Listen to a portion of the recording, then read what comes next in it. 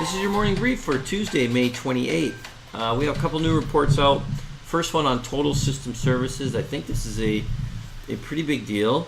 Global Payments is reported to be nearing agreement to buy Total System Services. That's our title. We actually shot this on Friday. I would say we could take out the word nearing right now because it looks like it's a done deal based on some news that's out this morning. But I think the bigger picture is that there's some consolidation in the space. This is not the first merger to come down the pipe in the last few months. Pfizer bought First Data, and Fidelity National Information Services bought WorldPay. And these are in the $20 billion to $30 billion range. They're mid cap, kind of becoming big cap before our very eyes here, or large cap. And payments is a big deal. I've been telling clients it's a legitimate theme. Like upgrade it from just a subsector to an interesting idea to it's a legitimate theme. I mean, of course, there's more and more e-commerce. We need all these systems in place to accomplish that, and there's some very interesting players, and it's a big software play is what it is, really. Okay, so there's more out there. Even go on our website, actually, even just type in payments, and some of the videos will come up that we've done on those, and we should probably do a few more. Another report we did is Perficient.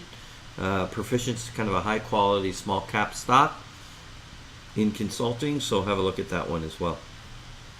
Okay, Fiat, Chrysler, and Renault are in talks on a friendly merger amid pressure to compete in new technologies of electric vehicles, autonomous vehicles, and low emissions vehicles. There's a lot of pressure to be successful and compete in those areas.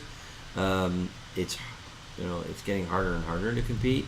So it seems like there could be another round of merger talks in the car industry, and this addresses some of their concerns in that regard, strengths and weaknesses of both these.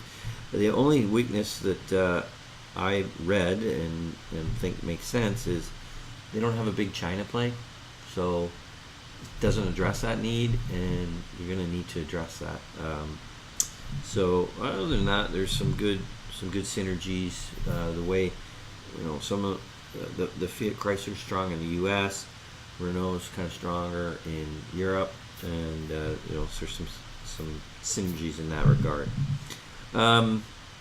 Alibaba is considering raising $20 billion, considering it by doing a secondary listing on the Hong Kong exchange, it's really the Heng Seng exchange in Hong Kong. What was I going to say? Oh yeah, there's a good reason to do it, I think. Give their domestic investors a way to access this company a little bit easier than buying it in New York, which is where it trades now. This dual listing, I think, makes a lot of sense. In fact, I'm kind of surprised they're not there already. But that's what they're doing, and with all the tensions between U.S. and China, you should probably have your own listing. I think it makes a lot of sense. Okay, the futures are flat. They're kind of bouncing around positive and negative territory, so right around that flat line.